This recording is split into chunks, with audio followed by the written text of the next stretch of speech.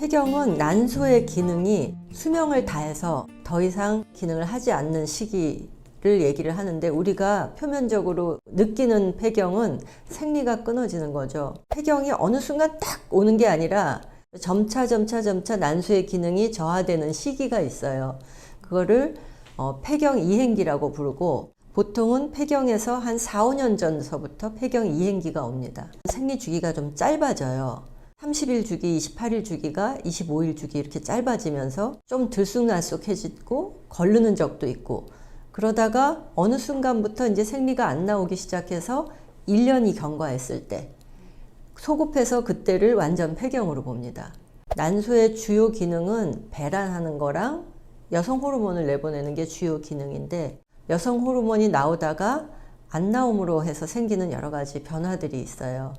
갱년기라는 말하고도 많이 혼선을 빚으실 텐데, 갱년기는 의학 용어가 아니고 그냥 사회적인 용어예요.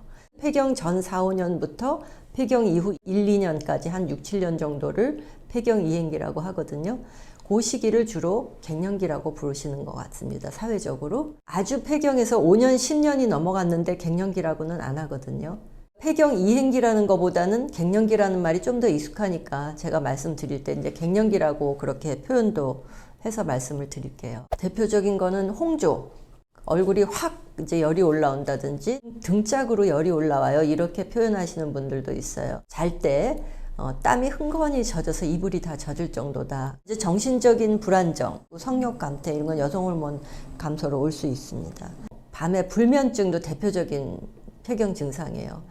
그 외에 이제 관절통, 근육통 이런 것들도 갱년기 증상으로 볼 수가 있어요. 질건조증.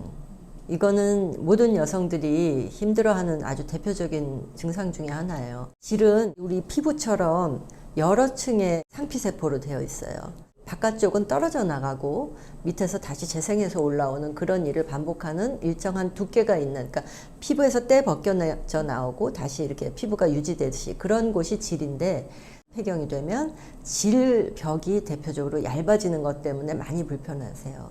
성교통으로 이어지고, 소변 보거나 이럴 때 더 노년이 되면 막 뻑뻑하고 굉장히 불편해하시고 괴로운 분들도 꽤 있습니다. 우리가 못 느끼지만 중요하게 생각하는 것은 골소실입니다.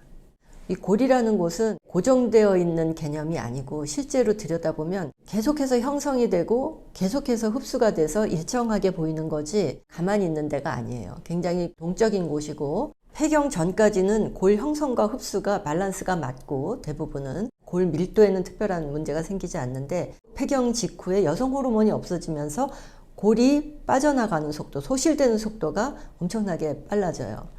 그러면 형성 속도는 점점 느려지는데 빠져나가는 속도는 급속히 빨라지니까 남아있는 골 밀도가 점점 이제 줄어들게 돼서 골 감소증이 오기 시작하고, 어느 순간부터 부러지기 쉬운 뼈가 되는 상황을 골다공증이라고 해요. 여성들은 한 7, 80%가 폐경 이후에 한 10년에서 15년 정도가 되면 거의 100%는 골 감소증은 온다고 보고요. 골 다공증도 대부분의 경우에 와 있습니다. 우리나라 경우 완전 폐경 기준으로 폐경 연령이 49.5세 정도로 되어 있어요. 지금 현재 50대, 60대인 여성의 기대 평균 수명이 88세거든요. 가벼운 외상에도 부러지거나 이래서 뭐 골절상을 입거나 해서 거동이 불편해지면 그 노년의 삶의 질이 굉장히 떨어지겠죠.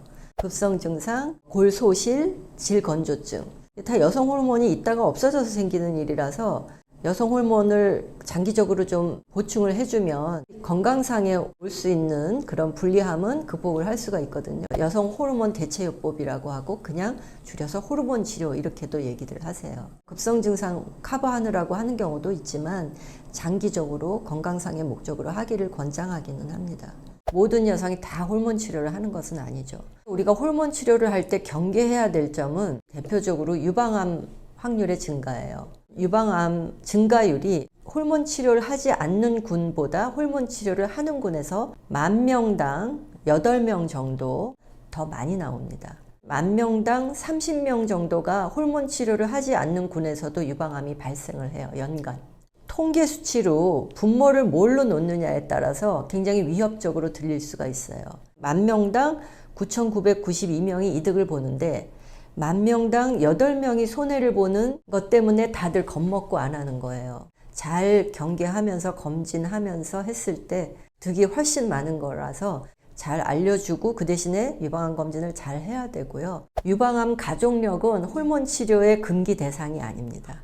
본인이 유방암일 때는 금기 대상이에요. 간 기능이나 콜레스테롤 수치가 높을 때는 보정을 하고 치료를 하셔야 됩니다. 고콜레스테롤 혈증을 조정하지 않고 호르몬 치료를 같이 하시는 경우는 위험할 수도 있습니다. 그리고 혈압, 당뇨도 조절된 상태에서는 쓸 수 있습니다. 동맥경화라든지 혈전증 소인이 있을 경우는 불리합니다. 나중에 혈전과 관련이 있기 때문에 동맥경화가 이루어지거나 이런 것들에 대한 경계를 굉장히 해야 되는데, 동맥경화가 시작되기 전에 사용을 했을 때는 심혈관계 질환의 예방 효과가 있다. 그것이 이미 다 형성된 다음에 시작을 하면 그런 혈전증 위험 요인이라든지 더 위험 요인을 가중시킬 수가 있어요. 폐경 이후 너무 오래 지나간 시점은 이제 연령적으로 성인병에 이미 들어가 있는 경우가 확률적으로 많기 때문에 폐경 이후 너무 오래 지나간 다음에 호르몬 치료를 시작하는 것은 오히려 거꾸로 심혈관계 질환이라든지 뇌경색이나 이런 질환을 오히려 더 나쁜 방향으로 작용할 수 있다. 꼭 폐경이 오기 전에도 시작하는 건 나쁘지 않고요. 폐경 이행기 이후 5년 이내로는 시작을 해주는 게 바람직하고 10년이 넘어가면 안 하는 게 더 좋겠다고 세계 폐경학회에서도 권고하고 있어요. 그래서 유방암, 또 동맥경화라든지 심혈관계 질환, 또 혈전증 이런 부분들은 다 득과 실이 서로 얽혀 있기 때문에 본인의 판단도 필요하고 또 의사와 계속 정기적으로 만나면서 본인이 그런 경향이나 어떤 금기 대상이 되지 않는지는 계속 잘 보면서 치료를 받았을 때 굉장히 얻는 것이 많은 치료가 호르몬 치료입니다.